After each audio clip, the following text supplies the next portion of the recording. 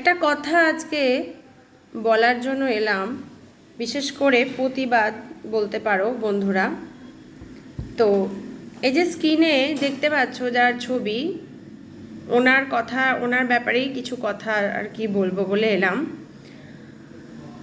ওনাকে আমি ওনার প্রোফাইলে সমস্ত রকম ভিডিও আমি দেখেছি, হ্যাঁ। তো ওনার সব কিছু আমি দেখি, ওনার কথাও শুনি। আমার কোনোভাবে মনে হয় না যে উনি কোনো বাজে কাজ করেন বা কোনো মানে কারোর কাছ থেকে কোনো হেল্প নিয়ে মানে নিজের সংসার চালান। ওনার স্বামী মারা গেছে, উনি কি সুন্দর একটা মানে কাজ করে নিজের উপার্জন করে নিজের মেয়েকে মানুষ করছে। তা ওনাকে এত বাজে বাজে কমেন্ট করা হয়েছে যে আমি দেখো কমেন্টটা আছে যে লোকের বাড়িতে কাজ করে খাস, ওটাই তোর কাজ। আচ্ছা, আমরা আমরা যারা কাজের লোক, রান্নার লোক বলো বা কাজের লোক যাদেরকে রাখি, তাদের তো ওটাই কাজ, তাই না? তাদের তো ওই করেই তাদের পেট চালাতে হয়। আমরা এদিকে মুখে বলি যে কোনো কাজ ছোট নয়, অথচ আমরা এরকমভাবে তাদেরকে এটা খোঁটা দিয়ে কথা বলা, ঠিক আছে, এইভাবে মানুষকে কথা বলাটা কি সত্যিই খুব মানে দরকার আছে? মানুষের মনে দুঃখ দিয়ে এরকমভাবে কথা বলা দরকার আছে কি?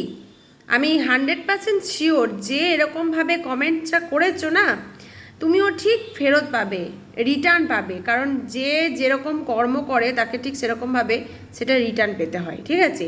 এইভাবে মানুষকে কথা দিয়ে মানে দুঃখ দিয়ে না কথা বলো না। মানে আর যাই হোক, ভগবান বলে তো কিছু ব্যাপার আছে, ক্ষমা করবেন না, ওপরে উনি আছেন, সব দেখতে পাচ্ছেন, ঠিক আছে? আমি মানে অবাক হয়ে যায় মানুষ।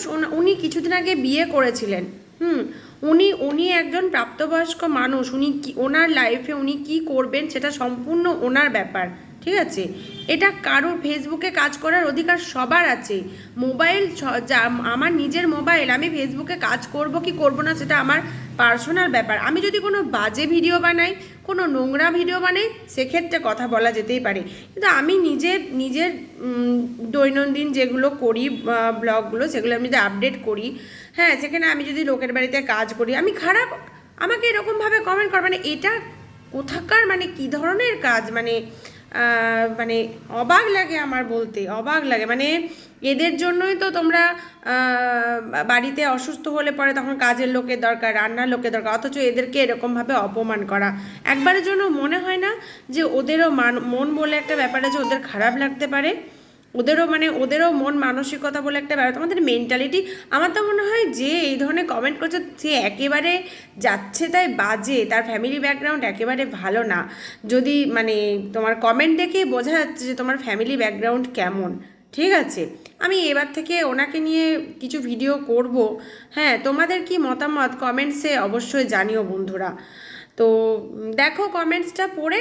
তো টাটা, সবাই ভালো থেকো, সুস্থ থেকো। দিদিভাই, আমার ভিডিওটা যদি তুমি দেখে থাকো, কাকলি দিদিভাইকে বলছি, আমি তোমাকে ফুল সাপোর্ট করি এবং তোমার ভিডিও, তোমার মতো মানুষ খুব কম আছে যারা বাজে বাজে কাজকর্ম করে, তাদেরকে লোকে বাজে কিছু বলে না। তুমি এত ভালো কাজ করছো, এত কিছু করছো, তোমাকে লোকে নিয়ে তুমি বাদ দাও, তুমি লোকের কথায় কান দিও না দিদিভাই। তুমি অনেক দূর এগিয়ে যাবে, তুমি দেখবে অনেক দূর এগিয়ে যাবে। নমস্কার সবাইকে, ভালো থেকো, সুস্থ থেকো, টাটা।